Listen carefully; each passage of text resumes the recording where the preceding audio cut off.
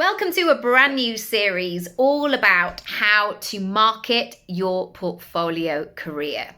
And before we kick off today, I want to say it's more than okay for you to have a portfolio career.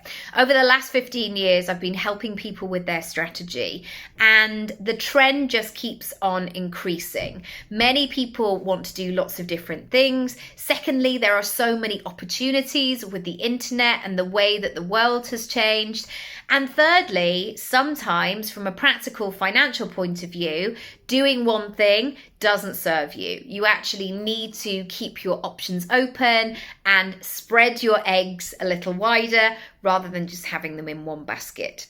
So over this series, I'm going to be giving you some questions, some prompts, some things to take to your journal. And I really want you to think about what the right answer to these questions is for you. There is no right answer. There is no one way to do this. And so each time you answer, I want you to really tune in and think about the ideal version of this for you and really be led by that. So, number one, the first thing I want to say is if you have a portfolio career or if you're looking to branch out, number one, you have to own it. Again, I've spoken about this so many times in terms of business. Nobody cares more about your business than you. It's on you. So if there are things that you want to change, that you want to improve, it's on you. I know that sometimes we can hope that that validation, that pat on the back is going to come from some external force. But equally, the great news is you can change it at any time. Now, when I first started my portfolio career, it was very much from a need perspective. It wasn't a desire perspective. So I trained as an actor. I moved to London when I was 18. And then halfway through my third year, I got an agent and 2 jobs. And I didn't complete the last bit of my third year because I was out and about. I was getting paid. I had a job. And yeah, it was all great. So what happened then was I finished these 2 jobs and then I was back to London and the auditions were coming, but they were few and far between. And they certainly weren't reliable in giving me an income. So I had to come up with a plan, and I did all kinds of things in those early months, but it was very much like acting was the main thing, and the other stuff, even though acting was taking up the least amount of my time, all of the other stuff was surrounding by it.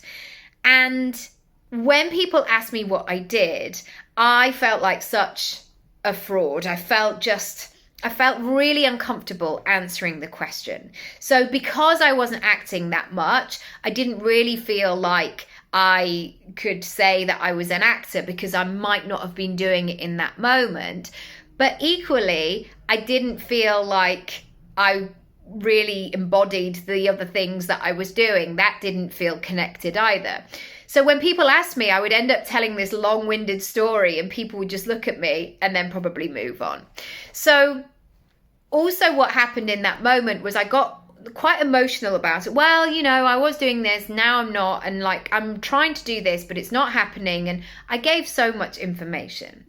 And then when I was 30, I began my coach training. And in my 20s, I began helping people with strategy and moving in that way as well.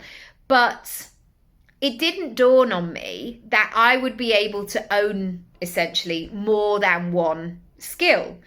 And it really took a while for me to feel comfortable taking up that space.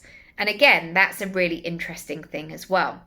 But now, if people ask me what I do, I feel really good about saying I do lots of things. That's how I always start. I do lots of things. I'm an actor, a personal brand coach, a writer, a speaker, a content creator, and it just kind of flows.